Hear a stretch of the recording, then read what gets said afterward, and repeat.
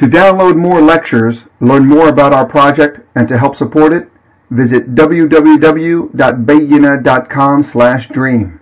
That's BAYYINAH/dream. You are free to share these recordings with family and friends. Thank you and Jazakumullah khairan for helping us make our dream a reality. أعوذ بالله من الشيطان الرجيم بسم الله الرحمن الرحيم والعصر إن الإنسان لفي خسر إلا الذين آمنوا وعملوا الصالحات وتواصوا بالحق وتواصوا بالصبر اللهم اجعلنا من الذين آمنوا وعملوا الصالحات وتواصوا بالحق وتواصوا بالصبر. الحمد لله رب العالمين والصلاة والسلام على سيد الأنبياء والمرسلين وعلى آله وصحبه ومن استنى بسنته إلى يوم الدين. ثم أما بعد. InshaAllah ta'ala, we're starting our second session on Surah Al-Asr. The first one was on Sunday, and that was mostly the overview and a broader look at the contents of this profound surah that most, if not all of us, have memorized. It is made up of 3 ayat. It's one of the shortest surahs in the Quran, and something very, very commonly repeated and known. InshaAllah ta'ala, today we're going to complete the overview and then move on to the word-by-word analysis and some commentary from great ulama of our history that have pondered upon this surah and written some great things in their tafsir in regards to it. The first thing we're going to talk about today is the fact that this is one of the surahs that belongs to a score of surahs that begin with oaths, a qasam. Allah Azza wa Jal takes an oath in many, many, many surahs. And in this series we have talked about this before. The benefit of Allah taking an oath, what rhetorical purpose does it have? What's the purpose of Allah swearing? The rough translation, if I was to say, Wal Asr, I swear by time. That's a very coarse translation, but still, the point that's coming across is Allah Himself is taking an oath. He's swearing by something. What's the benefit of Allah Azza wa Jal swearing? There are a few. One of them is to acknowledge the grandeur, the magnificent nature of something. Whatever Allah swears by is something profound and magnificent. This is one opinion held by Mufassirun. This is certainly the case here, or part of the case here. Why? Because in many hadith, for example, لا تسبوا الدهر فإن الله هو الدهر. Very famous hadith, and other types, this type of hadith, they're found in Sahih Bukhari and Muslim. They're very, very common. Don't curse time because Allah Himself is ad-dahr. He is time. Allah describes Himself as the timeless, right? So don't curse time. So it has to do with divine attribution, time itself. So we're not supposed to say things like, "Oh man, that was a bad day," right? Or "This was a terrible year." You know how they use these adjectives for time?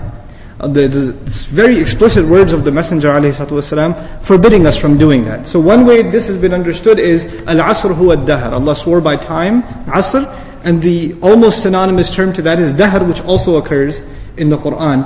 So it's something that is magnificent. That's something that is profound, something that demands reflection. In other words, Allah is calling the human being's attention to reflect on the passage of time. That's one meaning.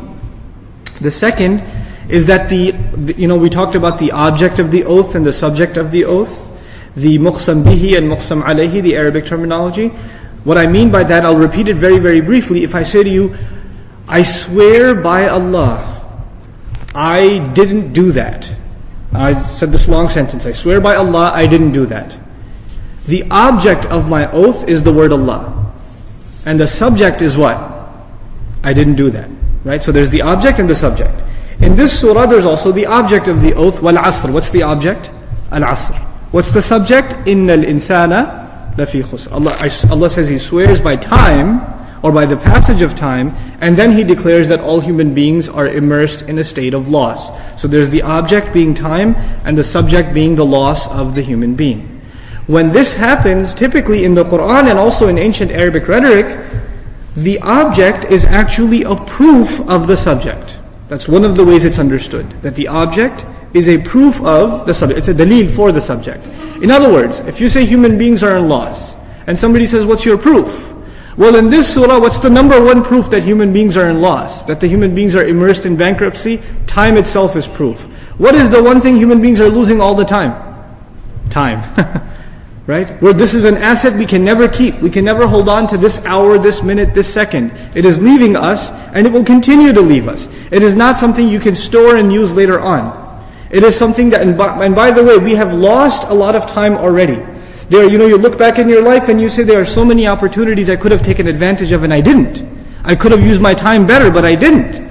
I had this opportunity and that opportunity, but I didn't make the most of my time. So there's this regret about time that has already passed away. And you should use that regret to transform the way you're going to use your time in the future. But essentially, Allah has tied two things together.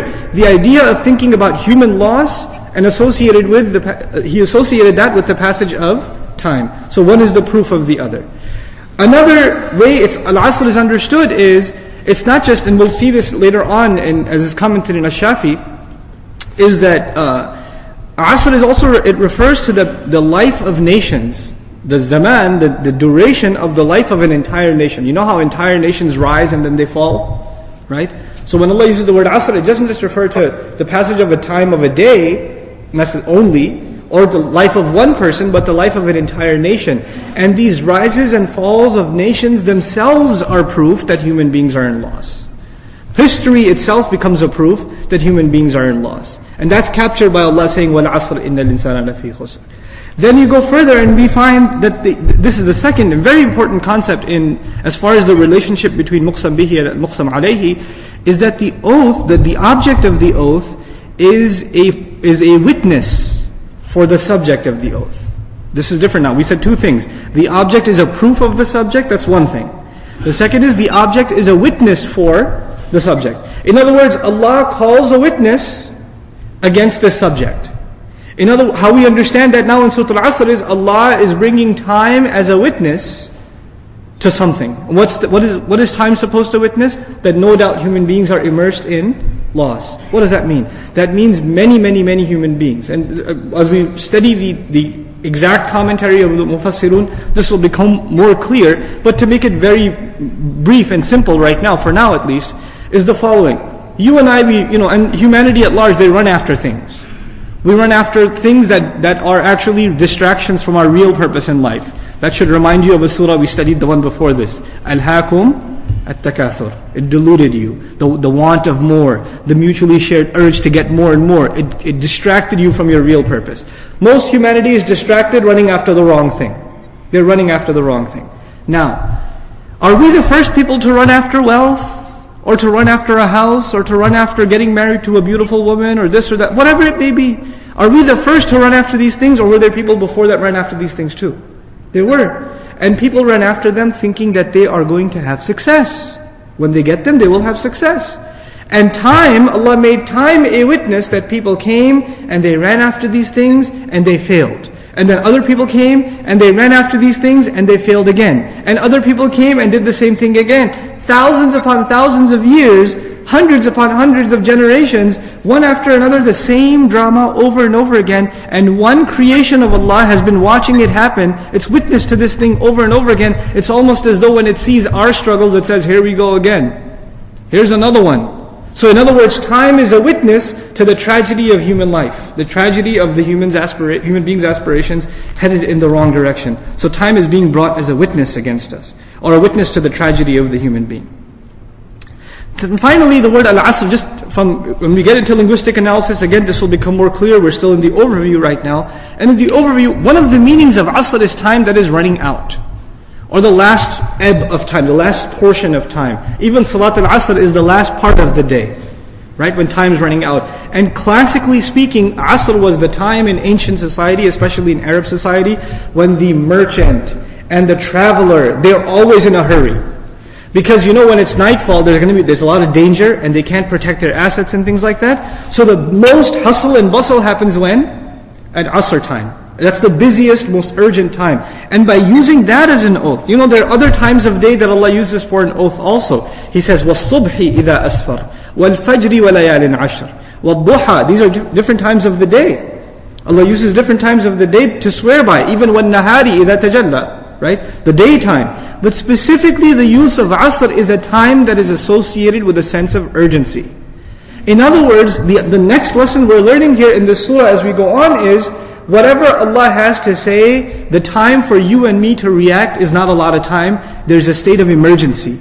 We need to act quickly because the dawn of our life has set upon us. The sunset of our life is at bay. It's around the corner. So we need to act now. It's this idea of time running out, the timer ticking away. That's being captured in just the words Al-Asr. So this last benefit of this oath is a sense of urgency. And one alim, he compared, Mufti Muhammad Shafi among others, compared the struggle of the human being that is depicted in Surah Al-Asr to the one who is trying to sell ice. In ancient times they didn't have freezers and stuff like that, right? So the ice vendor, he doesn't have a lot of time, and it's melting away. And he has to make use of these sales and get the product out to the customer in a certain time, and if that time goes away, then all of that effort has gone to waste. So he has this sense of urgency to accomplish what he needs to accomplish. The other part of the overview, inshallah, we'll talk about more about the middle ayah later on, but about the last ayah, one thing for now. Commonly, the last ayah of Surah Al-Asr is understood as having 4 components. Of course, it's very easy to see that. إِلَّا الَّذِينَ آمَنُوا, number 1, وَعَمِلُوا الصَّالِحَاتِ, number 2, وَتَوَاصَوْا بِالْحَقِّ, number 3, and وَتَوَاصَوْا بِالصَّبْرِ, number 4. 4 conditions. The first condition being those who believe, those who act righteously or do righteous deeds. The third being they enjoin to the best of their ability and to counsel one another with truth, and then also doing the same with perseverance. These are the 4 conditions that are mentioned. But one of the things we're going to learn today as part of the overview is that these 4 things are actually one thing. They seem like they are 4 things, but they are lazim wa malzoom. They are necessarily connected to each other. They are actually inseparable, and actually all of the rest is the fruit of the first, eman. The first thing that's mentioned is eman, and then there are 3 other things mentioned. But what we're going to learn is, if one really has iman, then the next 3 things are naturally bound to happen. They are bound to happen. And if those things don't happen, guess what's missing? Iman. So if one wants to check if they really have iman or not, they can check by the minimal standard of iman set by Surah Al-Asr. What are the consequences of iman? What happens right after iman? عَمِلُوا الصَّالِحَاتِ تَوَاصِي بِالْحَقِّ تَوَاصِي بِالصَّبْرِ. If those things aren't happening, then there's something missing in iman. And by the way, all of these 4 are connected in a profound way. Even if you take the second case, عَمِلُوا الصَّالِحَاتِ. What is after وَعَمِلُوا الصَّالِحَاتِ? They act righteously. They enjoin the truth. They don't keep the good to themselves. Now they're enjoying the truth. Of which I'm using the cliche translation. The idea of it is to get the truth to others. Tell others to do good too. In other words, if you are truly doing good, it is impossible for you to keep it to yourself. It's impossible. A necessary consequence of that will be you will have to share it with others. That is part of goodness. And then when you do enjoin the truth to others, you will get people that respond to you, and you will get people who hate what you have to say. And when you get people who hate what you have to say, you will necessarily need to develop what? Sabr. You're going to have it. It's a necessary, these are all connected things. One leads to the other, to the other, to the other. And we'll explore more of that as we continue, inshaAllah ta'ala. This is actually why this surah opens up in most explicit detail these fruits of iman that usually in the Qur'an are mentioned in 1 or 2 terms. Sometimes Allah says, الَّذِينَ آمَنُوا. الَّذِينَ آمَنُوا. That's enough. Because really the rest is what? Fruits of iman. Right? So if you understand iman properly, then the rest is understood. Sometimes He elaborates it a little more and says, الَّذِينَ آمَنُوا وَعَمِلُوا الصَّالِحَاتِ. He'll say 2 things. But in this surah, He doesn't say 2 things, He says 4 things. And if you notice, the last 2 things